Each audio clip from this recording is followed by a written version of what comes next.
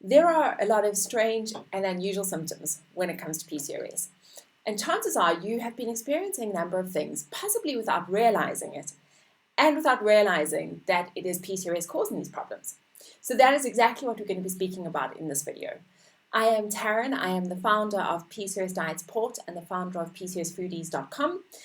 And I spend a lot of time talking about PCOS. So if this is something that you want to know more about, then I really want to invite you to subscribe to my channel. Now, what happened was that this week and a couple of months ago, I was having a discussion with my PCOS Foodies Facebook group.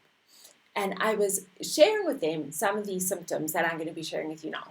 And as I was sharing about the unusual symptoms of PCOS, light bulbs were going off all the time. And one was saying, I have that, and I have this symptom, and this is something that I struggle with.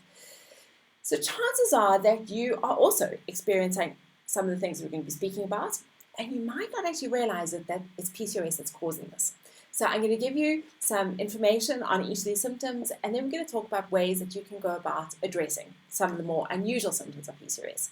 Now, when I say symptoms of PCOS, I'm sure the thing that jumps to mind is the irregular menstrual cycle, infertility, hair where you don't want it, weight. The list goes on and on and on. We know all too well, okay, the highs and very, very many lows of living with PCOS. But you might not realize things like dry eyes, chicken skin, gum disease. It's not pretty. But these are also symptoms of PCOS that you might not be aware of. So let's first have a look at acanthosis nigricans. Okay, I've even got a little picture for you so that you know exactly what I'm talking about. This is kind of velvety folds of the skin that tend to be darker in color, and this is caused by insulin resistance. Now we know that women with PCOS are prone to insulin resistance, and this insulin resistance can cause these darkening areas. And I've had some of our members and some women come to me and say, I just feel like I really need to scrub with a really good soap and cloth to get rid of that darkening. It looks dirty. But it's obviously not dirt. It is caused by insulin resistance. And by either losing weight or better managing your insulin levels, you can see an improvement in that area of your skin, and it can fade. So it doesn't have to be as dark as it is at the moment if this is something you are struggling with.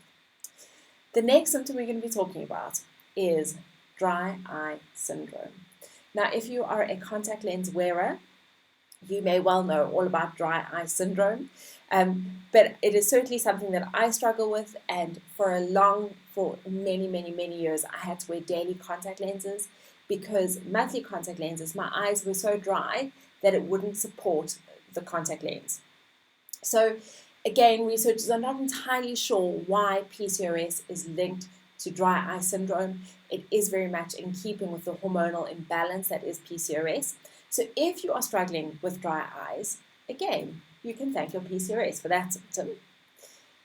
What about chicken skin? That's the scientific name for chicken skin, is keratosis pilaris. Okay, I'm going to give you a picture of what keratosis pilaris looks like. This is an exaggerated version of keratosis pilaris, but keratosis pilaris is basically, I get it at the back of my arms, when if you run your hand over my arm, it can feel quite bumpy. It is something that I am very aware of and that I'm quite self-conscious of. But what's interesting for me is that my brother also has this, and he clearly doesn't have PCOS. So it is something that is quite common. But the thinking around keratosis pilaris and how it is linked to PCOS is that because we have these higher than normal androgen levels, because our testosterone levels tend to be high, it can cause this overproduction of oils and keratin in our sebaceous glands, basically in the sweat glands. And what that does is it causes this buildup of keratin in the hair follicle, and it causes this like little bump or little pimple. It's not bothersome. It's not itchy. It's not irritating. It's not painful. It is just something that's there. And it's something that I've had for more years than I care to count. It's just something that I've always had. But if you have chicken skin or keratosis pilaris, then that may well be caused by your PCOS. Okay, the next one I thought was really interesting, and this came up in the PCOS Diet Support Facebook group, is a lot of women were saying that their nails were brittle. And something that I have struggled with, and I first noticed it when my son was born, and he is 7. So when he was born, I noticed that I had this lifting of my nails from the nail bed. Okay, so this is not brittle nails, this is nail lifting. And I'm not going to be able to show you, but again, it's something that I'm very aware of. But if you have a look, you're not going to really be able to see it because of the focus. But in my ring finger and in this finger, there is definitely lifting from the nail bed. And I'm going to show you a lovely picture of nail lifting in case this is something you struggle with. But you can see this is very similar to what my nails look like. And again, this is very common in women with PCOS. There is definitely this link between nail lifting and brittle nails, nail problems, and PCOS. So again, you have PCOS to thank for that. And again, the nail lifting is not particularly painful. I do notice that it worsens if I wear nail polish. My lifting definitely worsens, but I have tried any number of solutions from tablets to nail grow to whatever you want. I've tried it. Nothing really seems to resolve it.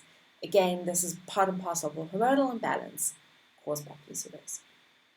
Okay, the last one is not a pretty one, but definitely something that has a huge impact on us, and that is periodontal disease. Periodontal disease is basically gum disease.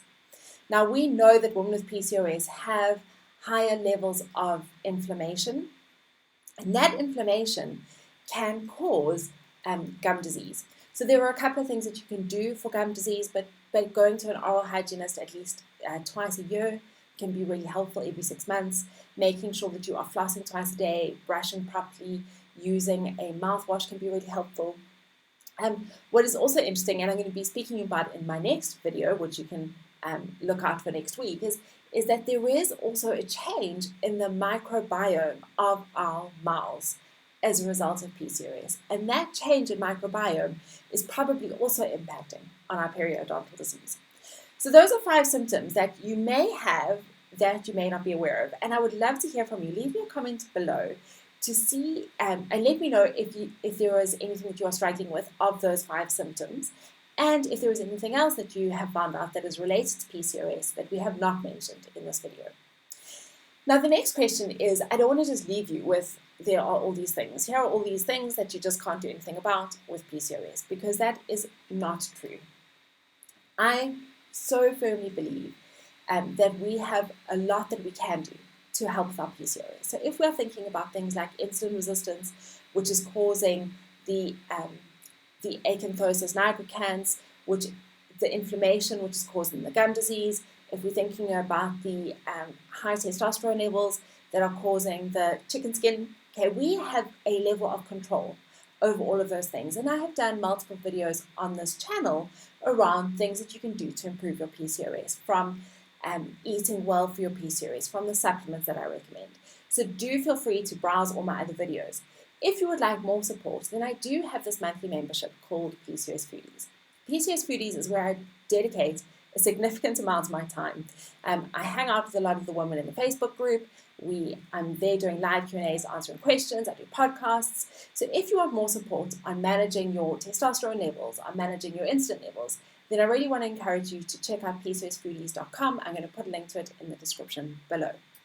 So thank you so much for joining me on this video. I appreciate you as always, and I will see you again in the next video.